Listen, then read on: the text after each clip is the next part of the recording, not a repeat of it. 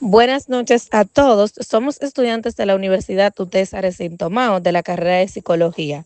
Pertenecemos al grupo 3 que está conformado por Cristal Núñez, Luis Sabater, Verónica Tavares y Cristal Minier y su expositora quien le habla, Yomaira Ramírez Peralta. Hoy nosotros le estaremos hablando sobre la patología de la atención. El mutismo cinético. El mutismo cinético es un síndrome neurológico en el que el paciente presenta una marcada disminución o ausencia de habla, mutismo, y de actividad motora voluntaria, asinexia, a pesar de que se encuentra en un estado de alerta y consciente.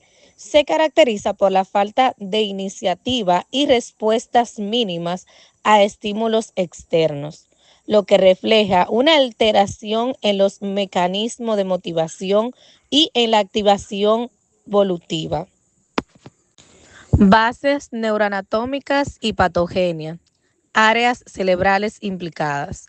La lección suele afectar principalmente regiones de la corteza prefrontal, en especial el cíngulo anterior, que está relacionado con la motivación y la planificación de la conducta. También se ha observado implicaciones en circuitos que involucran los ganglios basales y estructuras subcorticales. Mecanismo fisiopatológico.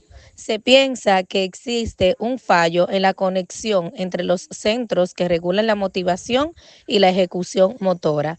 Esto produce una inhibición o disminución de la capacidad para iniciar movimientos o respuestas verbales, aun cuando las funciones básicas y la conciencia estén preservadas. Etiología y causas. Lecciones cerebrales. Accidentes cerebrovasculares, especialmente en áreas que irrijan las áreas frontales. Traumatismo cranoencefálicos. Tumores o procesos infecciosos que afecten regiones frontales o subcorticales. Por otro lado, tenemos enfermedades neurodegenerativas, algunas condiciones como la enfermedad de Parkinson en etapas avanzadas o demencia frontotemporal puede presentar este síndrome. Por último, tenemos trastornos psiquiátricos. En ocasiones, el mutismo cinético se observa en el contexto de estados catatónicos, donde coexisten síndromes de inhibición motora y alteraciones del habla, aunque la etiología en estos casos es de naturaleza más compleja y multifactorial. El síndrome de heminegligencia, también conocido como trastorno de omisión. El trastorno de omisión, también llamado síndrome neurológico de la desatención, hemiomisión o simplemente omisión, es un problema clínico que se manifiesta por la incapacidad de percibir una imagen completa de la realidad como resultado de una lesión neurológica. Se trata, en esencia, de un desorden en la atención por cuanto el paciente, aunque goza de una visión normal, no toma en consideración determinadas zonas de aquello que tiene dentro de su alcance visual. El defecto persiste, además, aun cuando se cree algo con los ojos cerrados. La lesión cerebral causante del trastorno se localiza en la sección de la ruta por la que circulan las señales visuales de la retina, conocida con el nombre de cobo.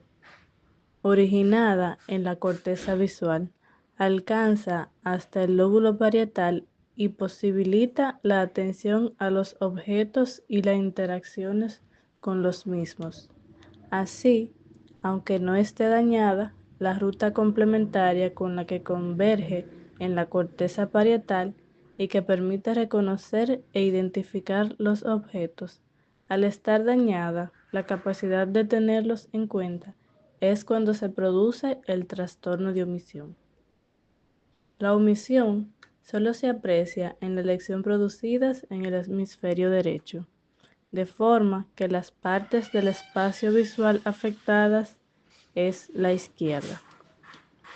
La falta de conciencia del paciente respecto de sus problemas permite conjetuar que no se trata solo de un déficit sensorial ni de una ceguera a las señales visuales que llegan al lado izquierdo, ni una incapacidad de atender a ese lado. Estrictamente, se trataría de una aniquilación existencial del lado izquierdo del universo. El estado confusional en neuropsicología se refiere a un deterioro temporal de la conciencia, la atención y la cognición.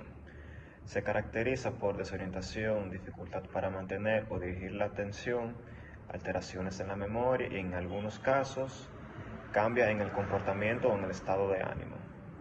Puede variar en intensidad desde una leve desorientación hasta una alteración profunda del pensamiento y la percepción. Algunas de las causas son los trastornos neurológicos, que son enfermedades o lesiones que afectan el cerebro y el sistema nervioso, alterando funciones cognitivas y conductuales. Dentro de estas están los que son los traumatismos cráneoencefálicos, que son golpes o lesiones en la cabeza que puede causar daño cerebral, hematomas o inflamación.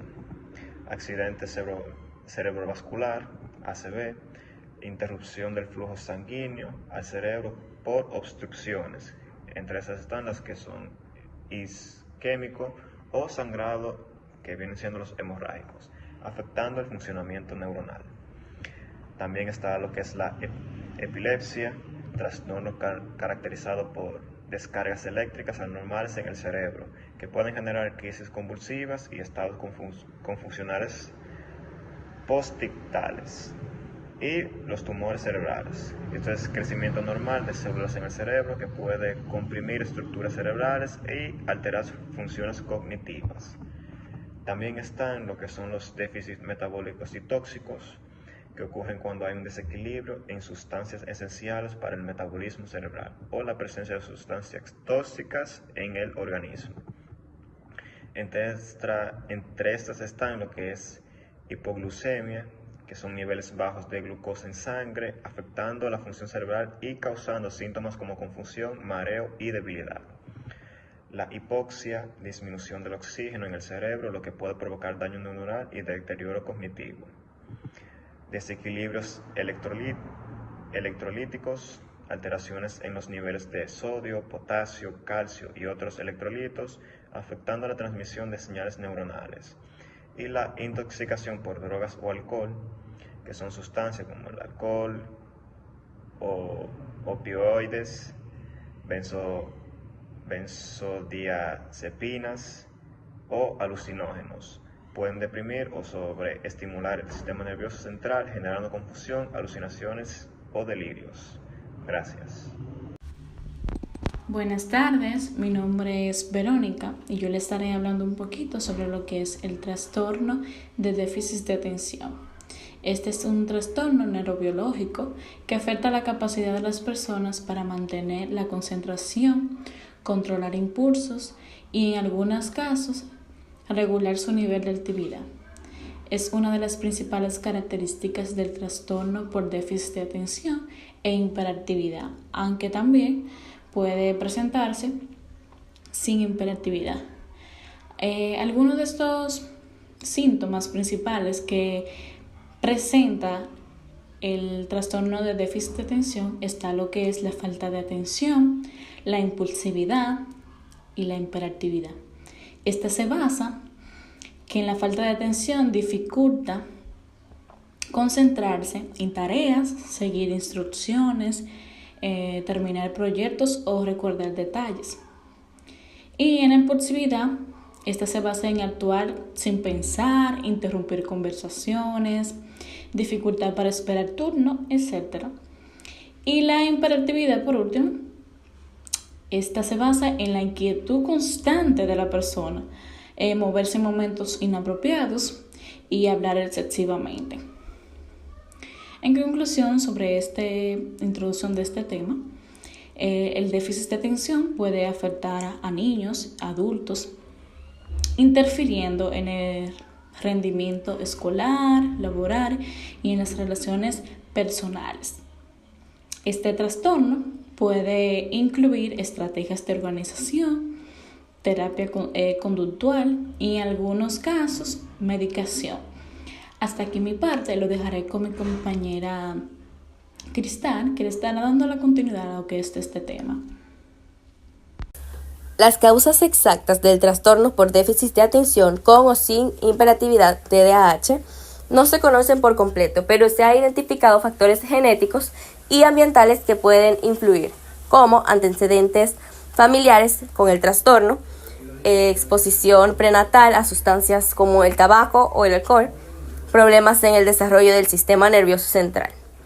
En el déficit de atención pueden afectar múltiples áreas de la vida.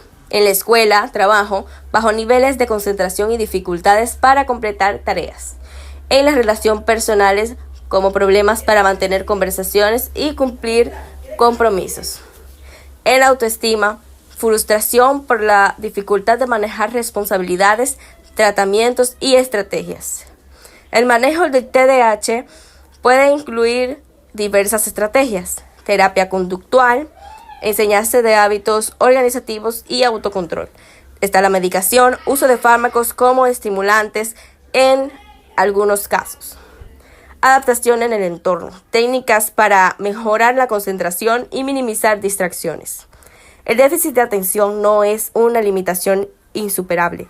Con un diagnóstico adecuado y estrategias de manejo apropiadas, las personas con TDAH pueden desarrollar su potencial y llevar una vida plena. La comprensión y el apoyo de familiares, maestros y profesionales de la salud son clave para su éxito.